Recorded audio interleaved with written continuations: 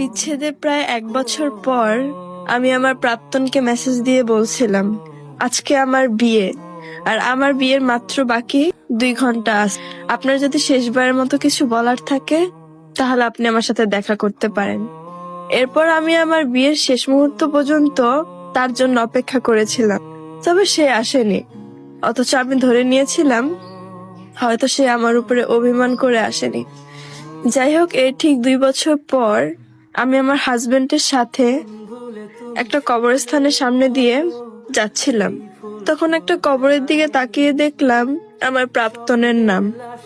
নিচে লেখা ছিল বাইক অ্যাক্সিডেন্টে মারা গেছে। তারিখটা হচ্ছে আমার বিয়ের তারিখ। ওখানে আরো লেখা ছিল যে কোথাও তাড়াহুড়ো করে যাওয়ার টাইমে ট্রাকের সংঘর্ষণে অ্যাক্সিডেন্ট হয়। অথচ আমরা সত্যিটা না জেনে কত মানুষের উপরে অভিমান করে থাকি।